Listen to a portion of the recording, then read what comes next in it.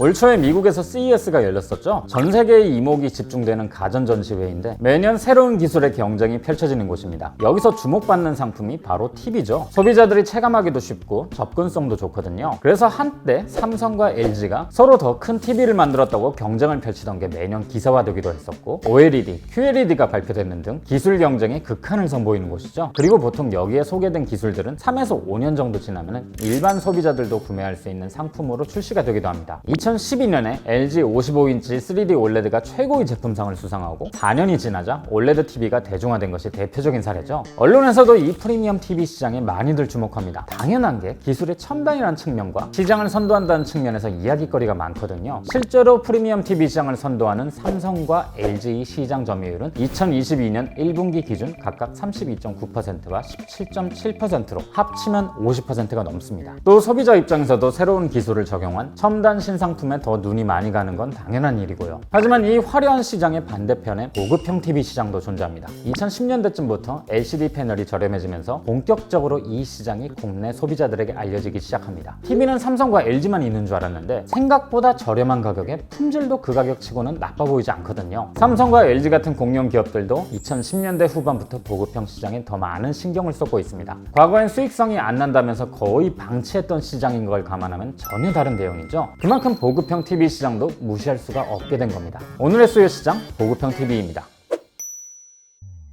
다나와 같은 사이트에서 검색을 하면은 삼성과 LG 양대 브랜드 외에도 중국계 브랜드나 중소기업 브랜드의 보급형 TV를 많이 찾아볼 수 있죠. 재밌는 일입니다. 지난 10년 동안 사람들의 TV 시청 시간은 계속 감소 추세거든요. 하루 평균 TV 시청 시간은 2012년엔 3시간 9분이었지만은 2019년엔 2시간 55분으로 14분이 감소했거든요. 물론 코로나 기간 동안엔 도로 시청 시간이 늘어나 버렸지만은 전체적인 추세가 감소 추세라는 것은 부정하기가 어렵습니다. 특히나 연령대가 젊을수록 TV 시청 비중이 낮고요. 모바일과 PC를 통한 미디어 시청의 비중이 늘어나고 있음을 감안하면 보급형 TV에 대한 수요가 존재한다는 것은 재밌는 부분이긴 합니다. 얼핏 생각하기엔 사람들이 과거보다 TV를 덜 보고 모바일로 영상을 시청한 일이 늘어나고 있으니 그만큼 TV에 대한 수요는 감소해야 하는 게 맞지 않나 싶은 거죠. 하지만 현실은 좀 다릅니다. 넷플릭스 등과 같은 OTT가 보급되면서 오히려 큰 TV에 대한 수요가 생긴 거죠. 삼성이나 LG가 보급형 시장에 관심을 두기 시작한 이유도 이 때문입니다. 그렇게 하지 않으면 안 될 정도로 보급형 브랜드의 공세가 커졌거든요. 전세계 TV 시장 점유율 3위를 차지한 업체가 중국의 TV 제조사인 TCL입니다. 가격 경쟁력을 바탕으로 전통의 강자였던 소니, 샤프, 필립스 등을 다 밀어낸 거죠. 과거엔 이런 중국 기업들이 만든 보급형 TV는 주로 중국이나 인도 등과 같은 신흥 개발국에서나 팔리는 것이란 인식이 강했었습니다. 하지만 지금은 다릅니다. 미국 같은 선진국에서도 이 보급형 라인업들이 무시할 수 없을 정도로 팔리고 있죠. 뉴욕타임즈나 컨슈머 리포트에서도 블랙 프라이데이를 맞아 이런 보급형 브랜드 중에서도 좋은 상품을 고르는 법을 기사화할 정도고요. 그렇다면 보급형 TV 시장은 어떻게 움직이고 있을까요? 또 어떻게 하면 TV를 잘 고를 수 있을까요? 가성비 TV를 유통하는 이스트라의 이야기를 들어보겠습니다.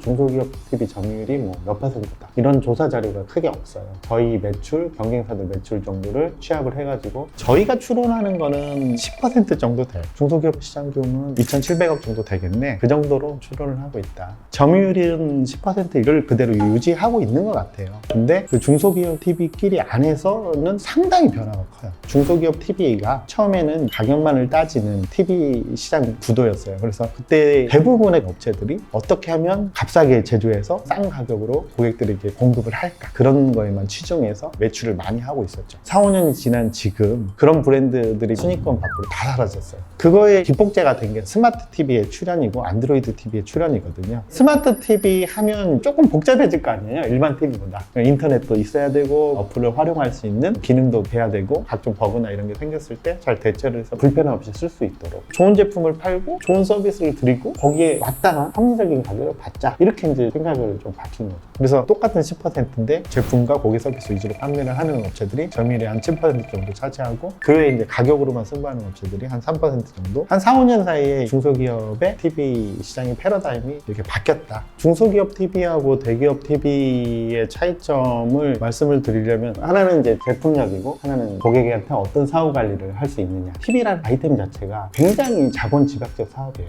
저희 같은 중소기업사들이 기술력을 집약해서 개발을 한다고 해도 많이 생산할 수 있는 수량이 기껏해야 4, 5천 대 이 정도잖아요. 근데 거기서 이제 대기업들은 막 몇백만 대 이런 식으로 생산하니까 규모의 경제상 이길 수가 없는 거죠. 거죠. 그 다음에 이제 두 번째 아까 말씀드린 고객 사후 관리 측면에서도 약간 편견 아닌 편견도 있으시긴 하세요. 소비자님들이 그냥 단편적으로 생각했을 때 대기업은 그냥 믿고 사는 거죠. 네, 저희 같은 이제 중소 브랜드라고 하면 혹시 망하면 어떡해. 그동안 이제 중소 회사들이 이제 못했던 부분에 있어서 근데 이제 저희도 어쨌든 대기업과 경쟁하면서 고객들에 대한 신뢰도 주고 더 잘해줘야 될 거 아닙니까? 그래서 이제 그런 제도를 많이 마련하지만 대기업이 너무 장악력이 크다 보니까 제품의 개발과 품질의 관리를 하는 측면에서 어려운 부분들이 좀 있습니다. TV가 제조되는 과정에 대해서 좀 여쭤보고 싶은데요. 어떻게 유통이 되고 있는 거죠? 중소기업에서 이제 TV를 직접 제조하는 거는 사실상 좀 어려운 부분이 있거든요. 그래서 중국에서 완제가 들어온다고 보시면 돼요. 그런데 완제가 들어온다고 해서 중국에서 완제 들어와서 그냥 파는 거야? 이렇게 생각하실 수도 있지만 그런 건 아니고요. 저희는 스카이웍스나 창홍이라는 업체하고 브랜드 OEM 제조를 해가지고 TV를 제조하고 있거든요. 근데 거기는 한국이 아니잖아요. TV에다가 게임기도 연결하시고 셋업도 연결하시고 핸드폰과도 연결해서 음악도 들으시고 기능들을 많이 활용할 수 있기 때문에 그런 각종 어플리케이션을 다 총체망라해서 테스트를 하죠. 테스트를 해서 문제가 없다고 이제 판단되면 한국에서 정식으로 인증을 진행한 다음에 제품을 이제 수입해서 판매를 하고 고객님들이 불편 없이 쓰실 수 있도록 계속적으로 팔로우를 하는 거죠.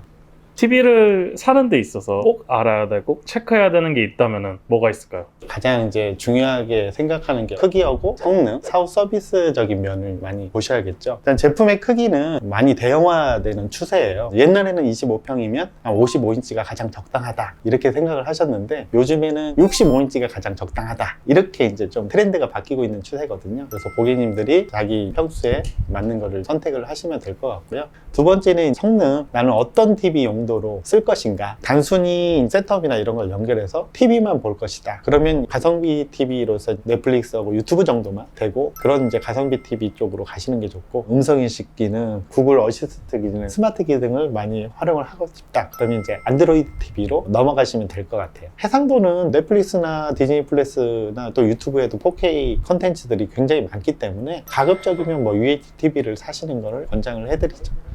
저희 같은 브랜드 회사들이 매출이 점점 늘어나고 가격 위주로만 승부하던 업체들은 도태되고 있다고 했잖아요. 그거는 뭐냐면 고객님들이 예전보다 비싼 가격을 주고 중소기업 TV를 사더라도 제품력이 있고 개발력이 있고 AS 관리나 이런 걸 잘 되는 회사들을 선택을 하신다는 거거든요. 이런 식으로 계속 믿음이 가게 만든다고 해야 되나? 그렇게 된다고 하면 매출이나 점유율은 점점 자연스럽게 올라가지 않을까 싶은 거고요.